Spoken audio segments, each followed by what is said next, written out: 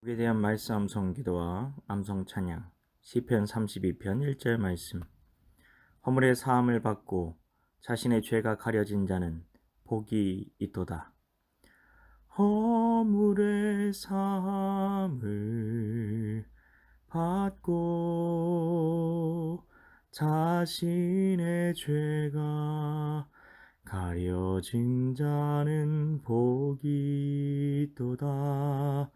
허물의 사함을 받고 자신의 죄가 가려진 자는 복이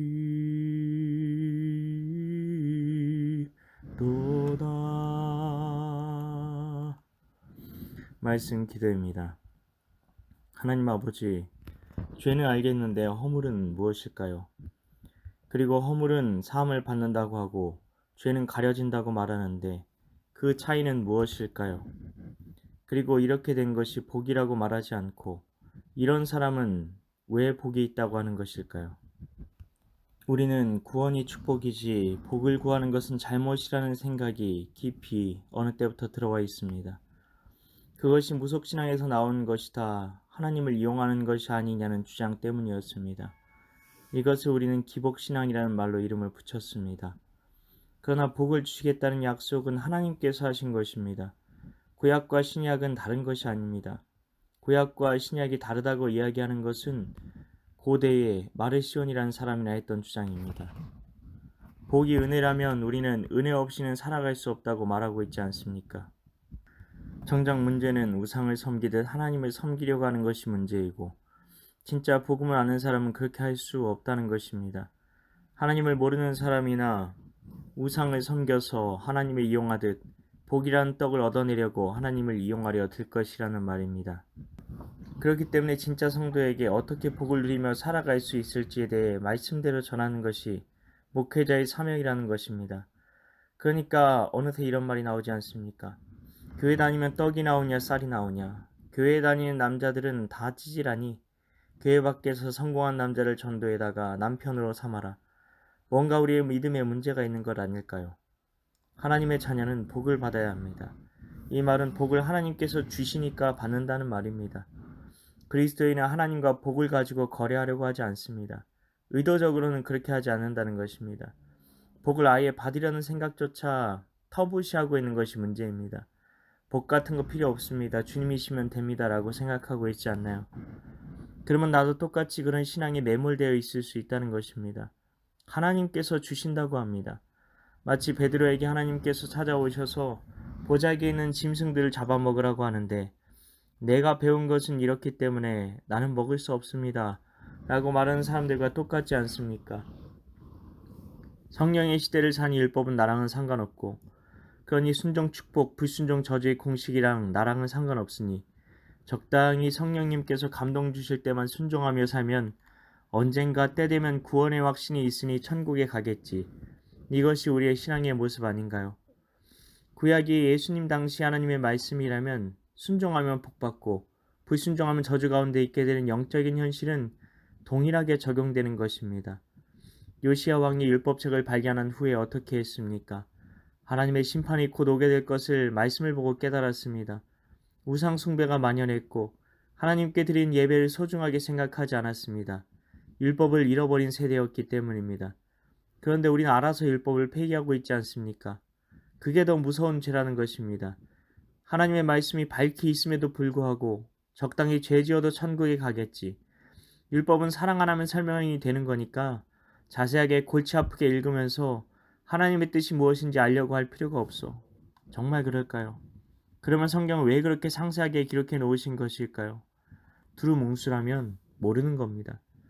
하나님의 율법은 영적인 세계에서 하나님께서 어떻게 이 세상을 바라보고 계신지 그 하나님의 공의의 기준을 말해주는 것입니다.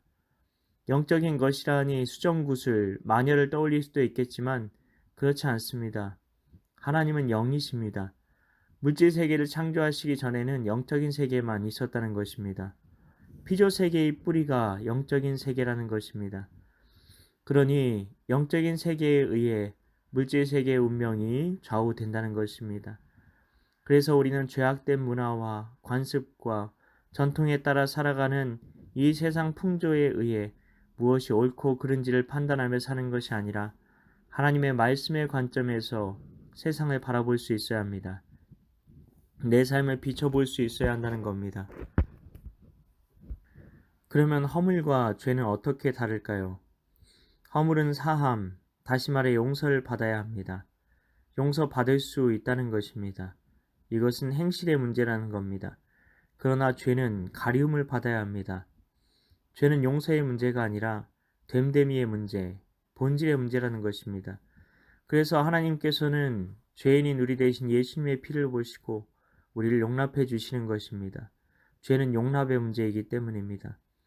그래서 죄인인 우리는 하나님께 용납을 받는 것이고, 그럼에도 불구하고 우리가 죄인이었기 때문에 지은 모든 허물들을 용서를 받고 다시는 그런 허물을 짓지 않기 위해 믿음의 선한 싸움을 싸워야 한다는 것입니다. 용서와 관련해서 성경은 다시는 가서 똑같이 살지 말라는 말씀으로 결론을 맺고 있습니다. 용서받은 자는 용서받은 은혜를 기억하며 살아야 합니다. 죄는 그냥 용서받으면 끝나는 것이 아니기 때문에 그 죄를 대신해서 희생제물이 드려져야 했고, 그 피를 보고 하나님께서는 심판이 이미 집행되었다고 용납해 주셨던 것입니다. 이것이 바로 죄가 가리워졌다는 의미입니다. 그렇게 된 자에게는 하나님께서 은혜를 주십니다. 그게 바로 복입니다. 하나님 아버지, 우리가 허물이 무엇인지, 죄가 무엇인지에 대해 생각해 보았습니다. 그리고 복에 대한 우리의 태도에 대해서도 점검해 보았습니다. 성경에서 말씀하시는 것에 대해서 우리가 아멘하기 위하여 우리의 온 마음과 뜻과 힘을 기울여 성경을 연구하게 하소서. 그리고 성경으로 답을 찾게 하소서.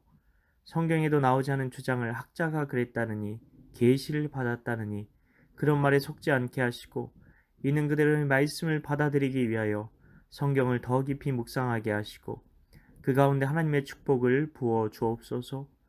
이를 위해 오늘도 말씀 암송기도 암송 찬양 가운데 나아가오니 성령으로 임하사 말씀의 마음으로부터 굴복하게 되는 은혜가 있게 하여 주시옵소서. 믿고 감사드리오며 예수님 이름으로 기도합나이다. 아멘.